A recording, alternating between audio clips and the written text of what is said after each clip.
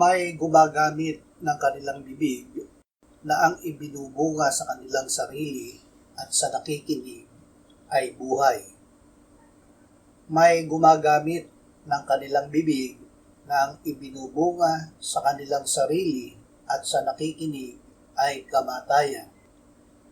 Ito ay dahil sa katotohanan na inihayag ng Diyos sa Kawikaan, Kabanata 18, Talata 21. Ang kamatayan at ang buhay ay nasa kapangyarihan ng dila, at ang umiibig sa Kanya ay kakain ng Kanyang mga bunga. Napakahalaga na matuto tayong gumamit ng ating bibig upang ang ibunga ay buhay at hindi kamatayan. Ang marunong gumamit ng bibig upang magbunga ng buhay ay tinatawag sa English na tactful. Ang salitang ito, tactful, ang topic natin ngayon. Ang ibig sabihin ng tactful ay careful not to offend or upset other people. Ito ang mga Bible verses natin ngayon. Ephesians chapter 4 verse 29. Let no corrupt communication proceed out of your mouth, but that which is good to the use of edifying, that it may minister grace unto the hearers. Huwag kayong gumamit ng masasamang salita, kundi iyong makapagpapalakas at angkop sa pagkakataon upang makapagdulot ng mabuti sa mga nakakarinig. Kawikaan, Kabanata 15, Talata 1. Ang malumanay na sagot, nakakapawi ng galit, ngunit sa tugong marahas, poot ay hindi mawawaglit. Kawikaan, Kabanata 25, Talata 15. Sa malumanay na pakiusap, pusong bato'y nababagbag, sa pagtitiyaga, pati hari ay nahihikayat. Hindi natin magagawa ang sinasabi ng mga talatang ito gamit ang ating laman. Mismong si Apostol Pablo ay umamin sa Romans chapter 7 verses 18 and 19. Sapagkat nalalaman ko na walang mabuti na nananatili sa akin, sa makatwid ay sa aking laman. Ang pagnanais ng mabuti ay nasa akin, subalit hindi ko iyon magawa. Sapagkat ang mabuti na aking nais ay hindi ko ginagawa, ngunit ang masama na hindi ko nais ay siya kong ginagawa. Paano natin magagawa na maging matalino sa pagsasalita? Makikita natin ang sagot sa ating teksto sa Ephesians chapter 4 verse 29. Let no corrupt communication proceed out of your mouth, but that which is good to the use of edifying, that it may minister grace unto the hearers. Huwag kayong gumamit ng masasamang salita, kundi iyong makapagpapalakas at angkop sa pagkakataon upang makapagdulot ng mabuti sa mga nakakarinig. Una, let no corrupt communication proceed out of your mouth. Huwag kayong gumamit ng masasamang salita.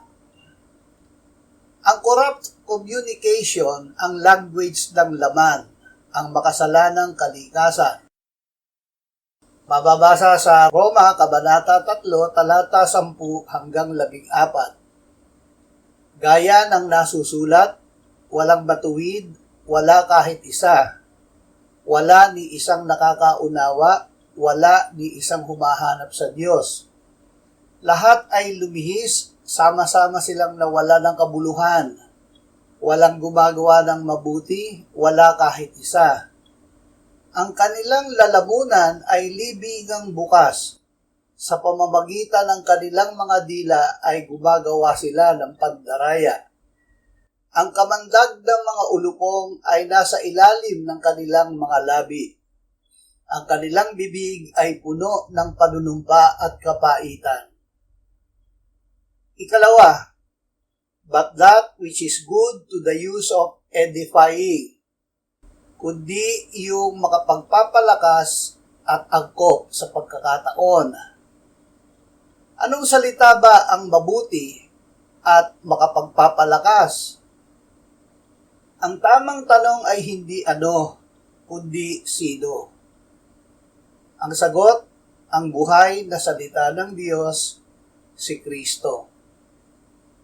Sinasabi sa Juan, Kabanata 1, Talata 1 at 14, sa simula ay ang salita, at ang salita ay kasama ng Diyos, at ang salita ay Diyos. At naging tao ang salita, at tumahang kasama namin. At nakita namin ang kanyang kaluwalhatiang gaya sa tanging anak ng Ama, puspos ng biyaya at katotohanan. Ikatlo, that it may minister grace unto the hearers, upang makapagdulot ng grasya sa mga nakakarinig. Walang salita ng sinumang tao ang makapagbibigay ng grasya sa mga nakikinig. Tanging si Kristo, ang buhay na salita ng Diyos, na nagkatawang tao ang makapagbibigay ng grasya. At ano ba ang grasya? Ito ay ang pabor, ang kabutihan, ang pag-ibig ng Diyos sa hindi karapat-dapat. At sino ba ang pinaka-hindi karapat-dapat? Ang makasalanan. Ang salita ni Kristo ay nagbibigay ng grasya sa nakikinig dahil sinasabi sa John chapter 1 verse 14 na siya ay full of grace and truth, puspos ng biyaya at katotohanan. Ilang beses ba na nagbibigay si Kristo ng grace o biyaya? Paulit-ulit hanggang sa walang hanggan. Mababasa sa John chapter 1 verse 16. At mula sa kanyang kapuspusan ay tumanggap tayong lahat biyaya na sinundan pa ng ibang biyaya. May tanong, iyon ay si Kristo. Ako, paano ko magagawa ang magsalita sa paraang magbibigay ng grasya sa nakikinig?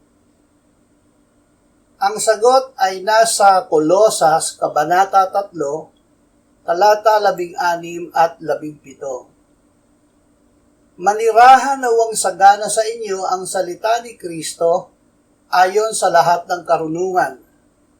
Magturo at magpaalalahanan kayo sa isa't isa sa pamamagitan ng mga salmo at ng mga himno at mga awiting espiritual na umaawit na may pasasalamat sa Diyos sa inyong mga puso. At anumang inyong ginagawa sa salita o sa gawa, gawin ninyong lahat sa pangalan ng Panginoong Hesus, na nagpapasalamat kayo sa Diyos sa pamamagitan niya. Kung ang pabamaraang ito ay ating susundin, ay ganito ang ating mararanasan.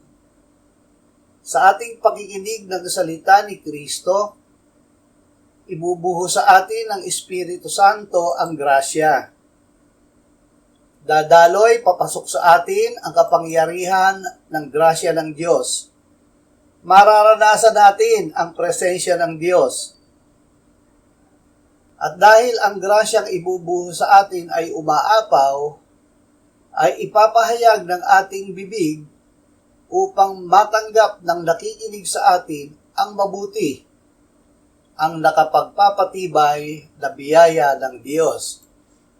At hindi lamang ang ating bibig ang magpapahayag dito, pati ang ating gawa ay magpapahayag ng grasya ng Diyos.